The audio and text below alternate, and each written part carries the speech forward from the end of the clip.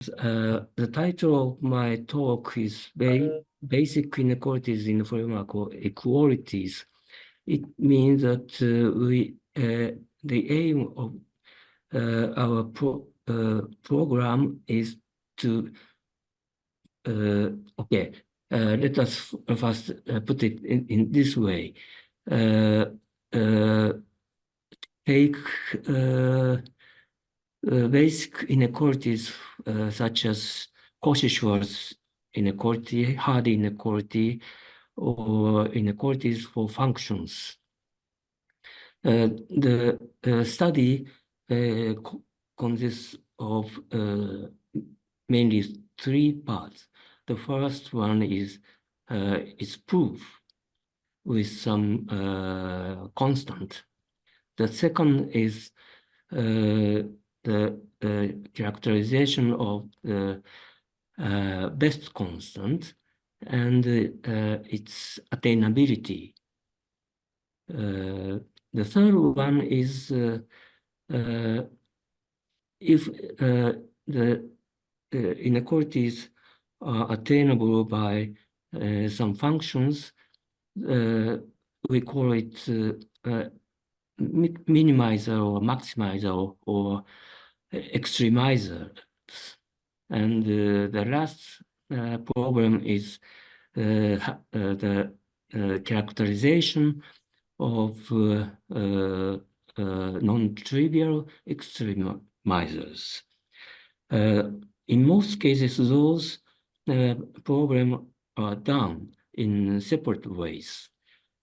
Here, I would like to present a simple and unified framework in terms of equalities that, to ensure those three problems in almost unified way. Today, so let us start with the most simplest the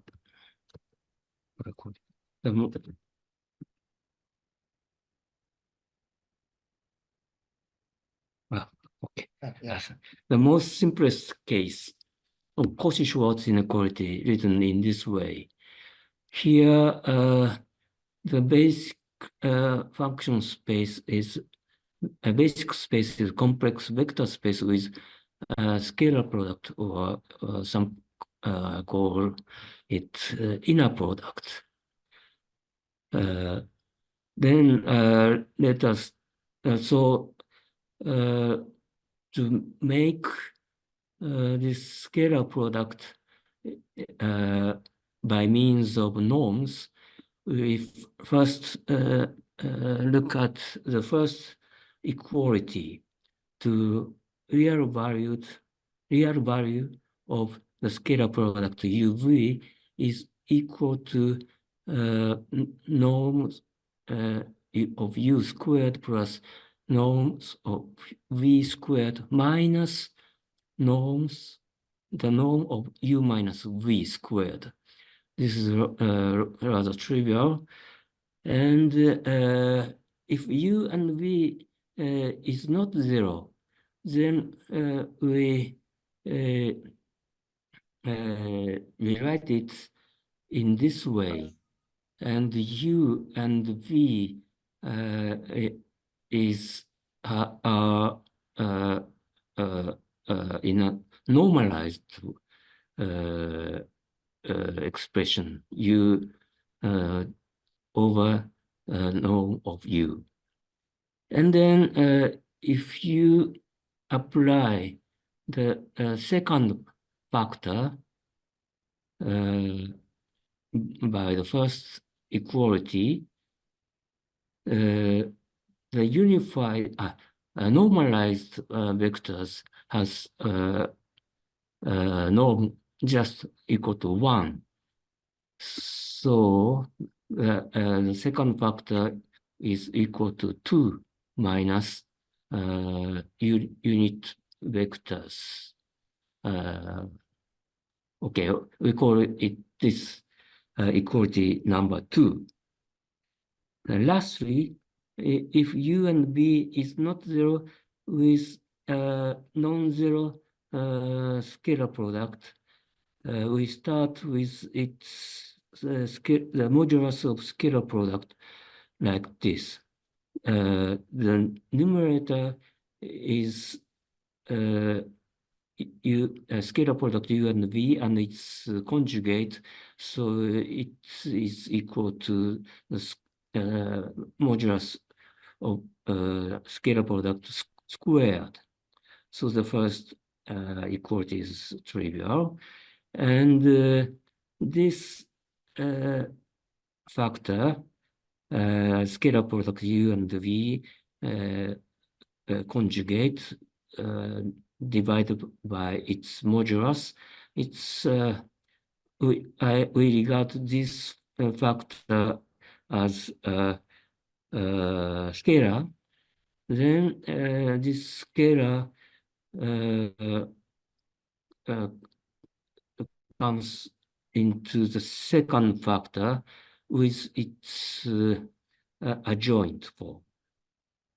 And this expression, starting from the left-hand side, this is real valued. So this scalar product is is equal to its real part.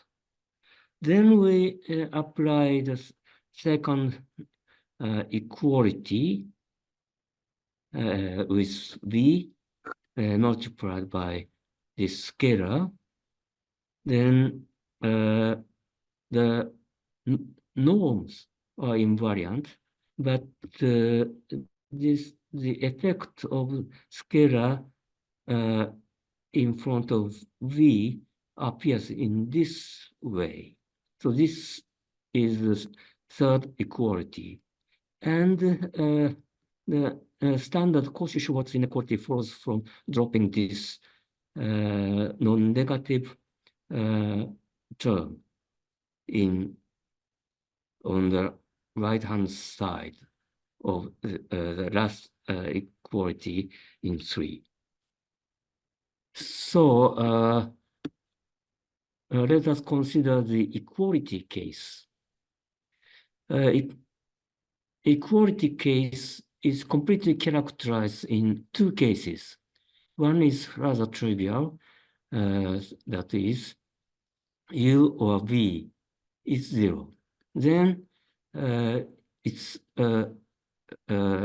scalar product is 0. This is the first case. The second case is everything is not 0. Then U and V are related to this simple equality. The proof is just looking at the equality 3. For instance, if in the Cauchy-Schwarz equality in the equality case, then this remainder term should vanish, and we have this simple relationship between U and V. So this proof does not depend on any properties of quadratic equations and so on. Just proved by a chain of simple, rather trivial equalities. The second one is triangle inequalities in scalar product space. The first one is a standard triangle inequalities, and the second one is a corollary of triangle inequalities, the standard triangle inequalities. To prove, to make it in a framework equalities, we start with another trivial expansion and crossing term. two real parts of the scalar product of U and V. This has been represented by this the last factor, the last term of the second equality by means of the equality 2. And then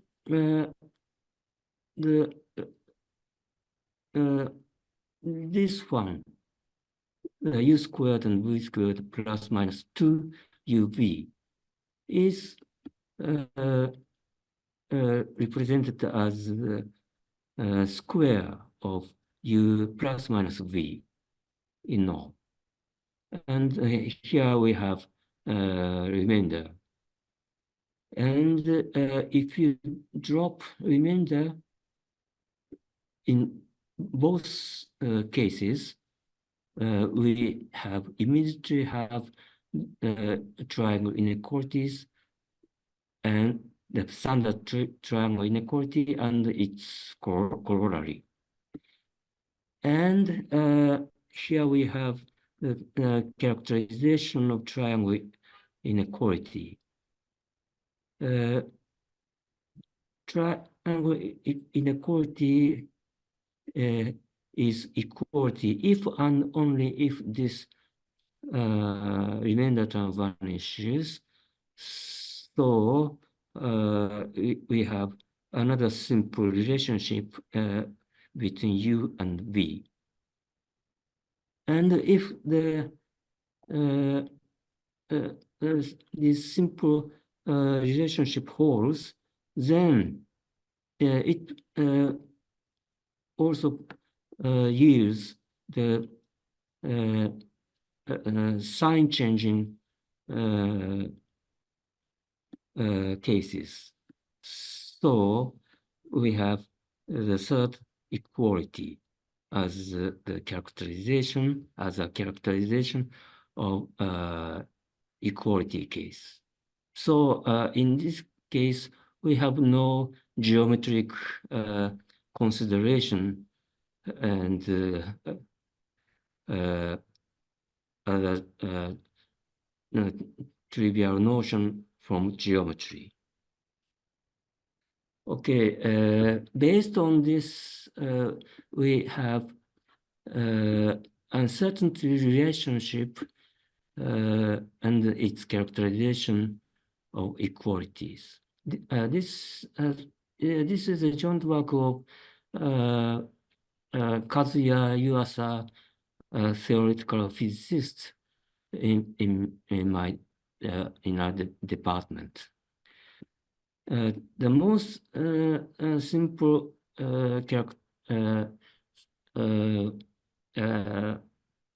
simple form of uncertainty relationship is the commutator A and B applied to U, and the scalar product of U is bounded by the double of norms AU and VU, with U in the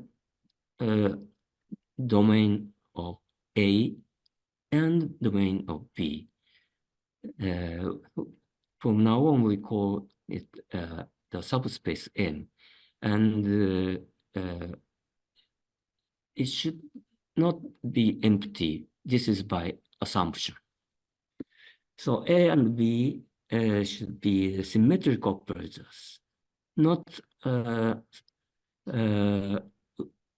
we do not assume that A and B are self-adjoint.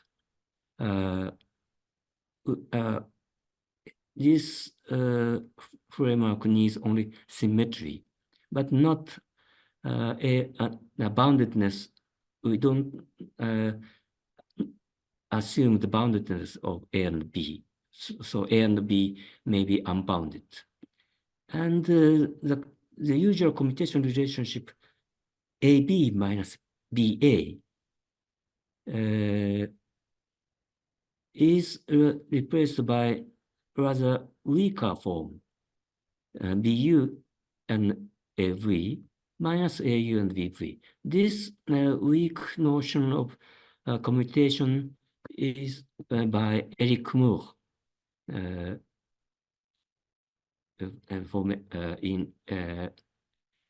around 1980s. So both terms are represented by scalar product. So we can use the okay. A and B are symmetric, and U and V is the same. So those two terms are in the relationship of complex conjugate. So this weak form of commutator with U and U, not U and V, is just replaced represented as a single scalar product of AU and VU. Then we apply the last formula to have equality version of commutators. So let us, for example, take H is L2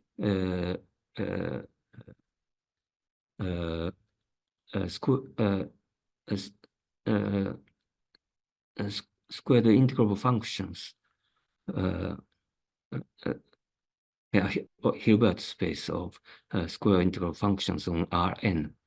And A is momentum operator and B is position operator in vectorial form. And the intersection is the subwork space of order 1 and its Fourier image. That means X phi is also in L2. Then we can easily calculate the commutator of A and V. It's N. And if the commutation uncertainty relationship it holds in this example, then the resulting equality is case 1. And it means that the resulting remainder term vanishes, and it gives you a simple first order differential equations. And it is immediately solved like this way. So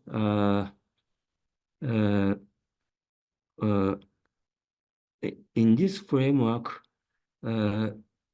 we can characterize the minimal states in the framework of equalities, not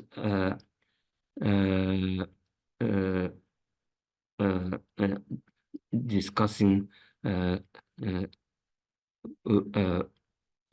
with starting over the problem. And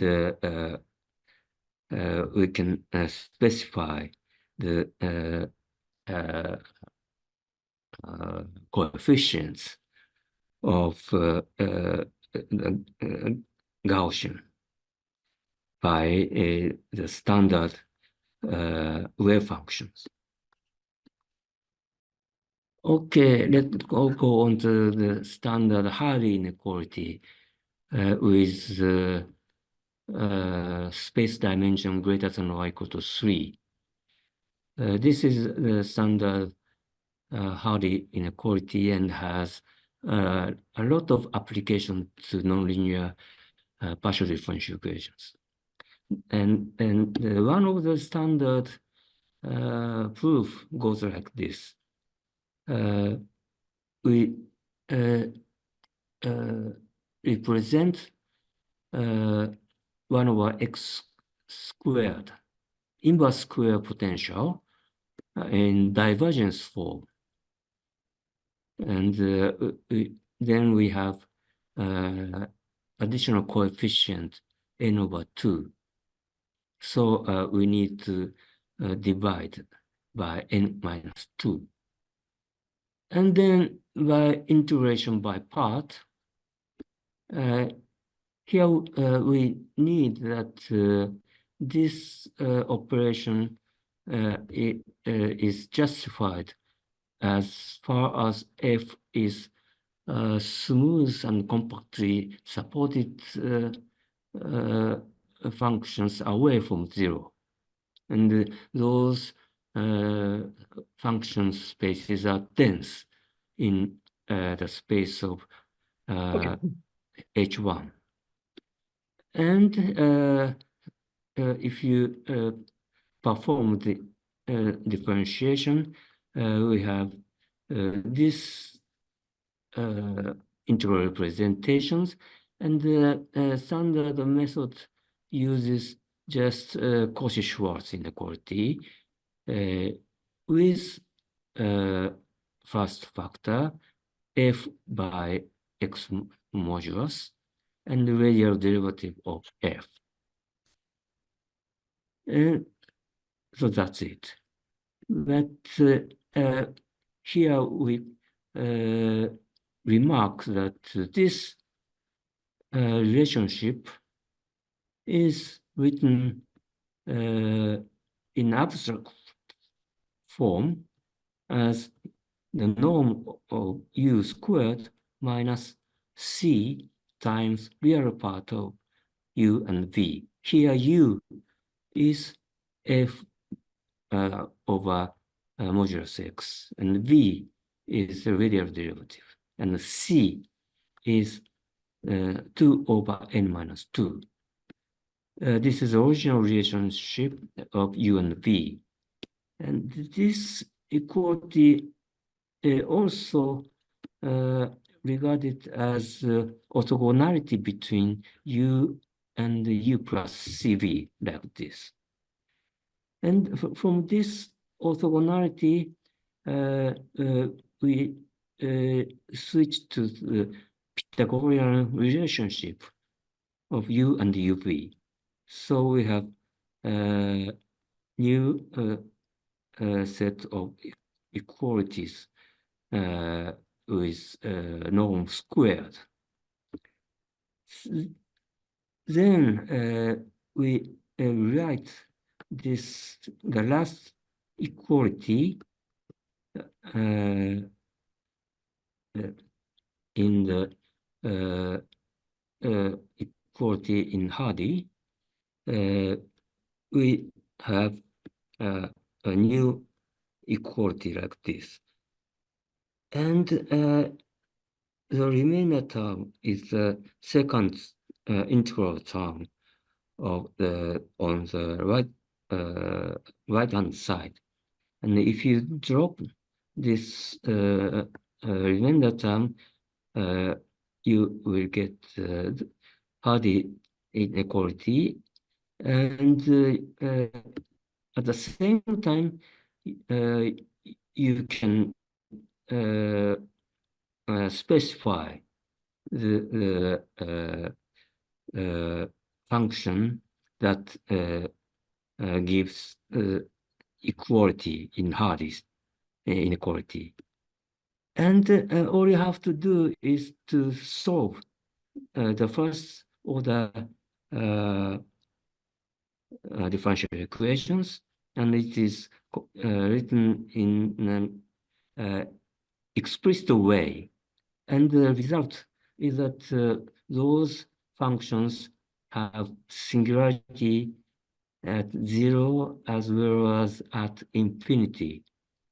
and to break interoperability condition of F, unless F is 0.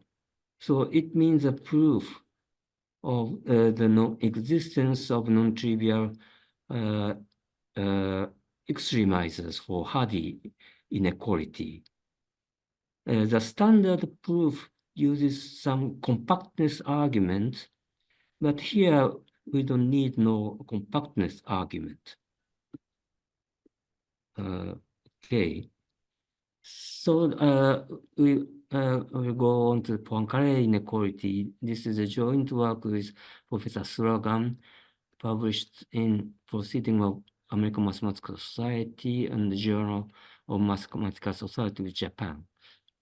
And here is the standard Poincaré inequality on bounded open domain. It says for any bounded open domain in Rn, there exists a constant depending only on omega, such that for any function in H1 with vanishing boundary, if the L2 norm F is bounded by number F of L2 with some constant. Here the norm with a subscript means the standard L2 norm, and we will use Lebesgue measure of the bounded domain, and we use a symbol modulus of the domain. The complete characterization in terms of the existence of bounded strictly subharmonic functions or of finiteness of strict Newtonian invariance or of the closeness of the range of exterior derivative acting of n-1 forms has been recently given by Anne Carting-Gallagher. But we don't use this characterization, and from now on we will be concentrated on identities behind the Poincaré inequalities. The basic assumption is that bounded omega should be bounded connected open set and use Gauss integral of divergence formula. And we need two functions. One is complex valued H1 functions, and the other is real valued H2 functions that is eigen functions of minus Laplacian with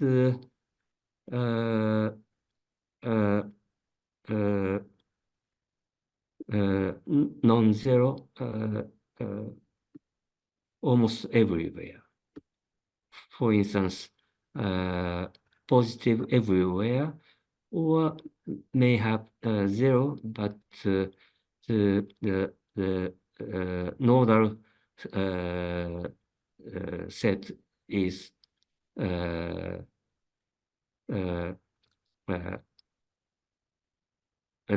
has Lebesgue measure 0. So we start basic identities. We start by expressing nabla F in two parts. One is the direction of nabla phi. Here's normalized direction, and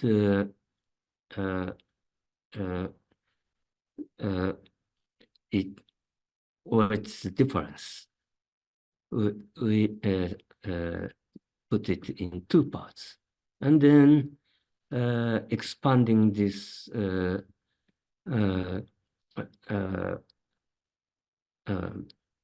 vectors, And here is a crossing term. But this crossing term has two components. One is the terms with nabla f, and the other is only f.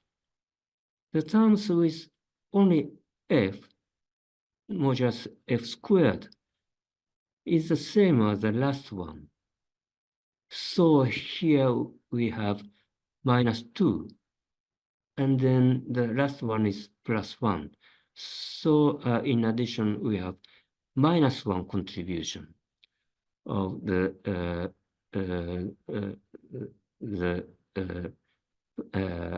last factor, nabla phi over phi times f squared. Now the terms with f bar nabla f is written nabla modulus f squared divided by 2. So here we have 2. This crossing term is written simply as nabla modulus f squared dot nabla phi over phi. And we make it in divergence form like this.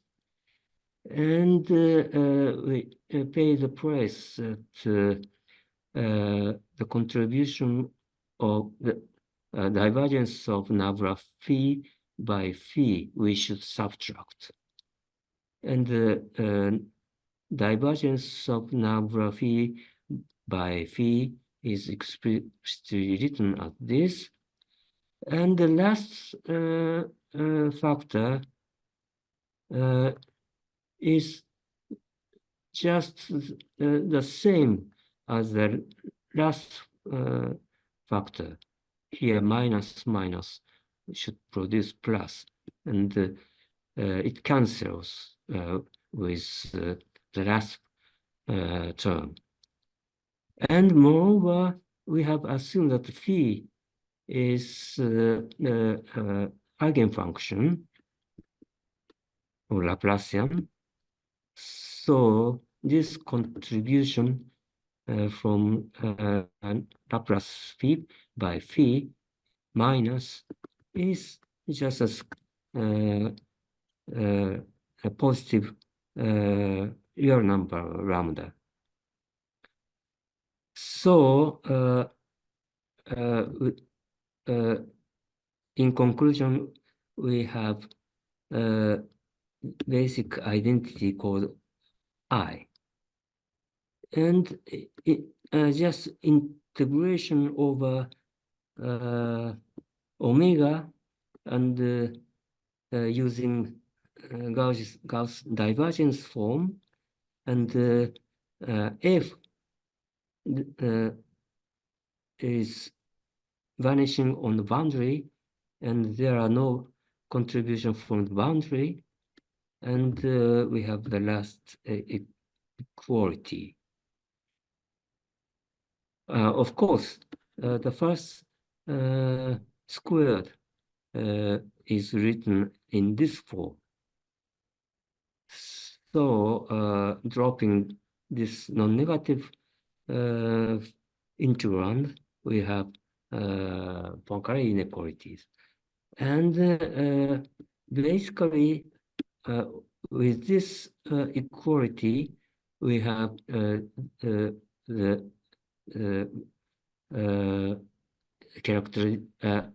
best constant of the Poincaré inequality with its attenuability and characterization of extremizers by this basic identity. The last one is also a joint work with Professor Suragan.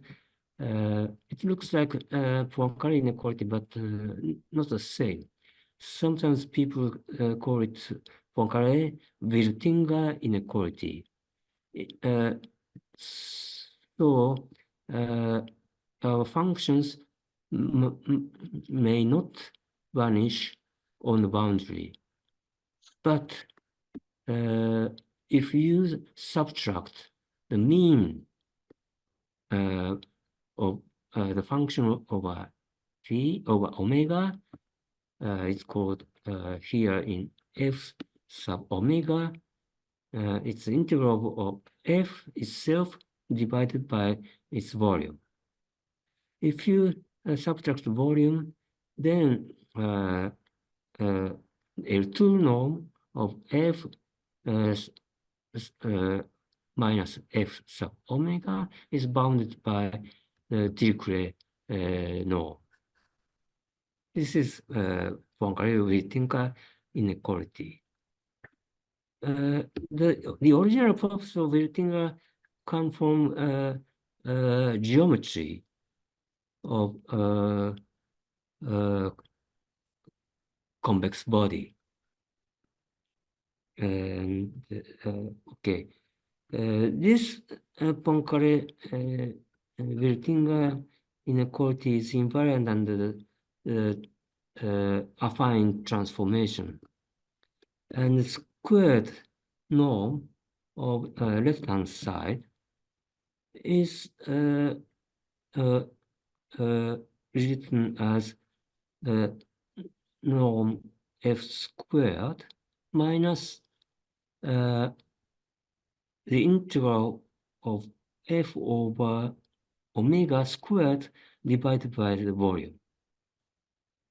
And the positivity of this right-hand side is also shown by Cauchy-Schwarz inequality.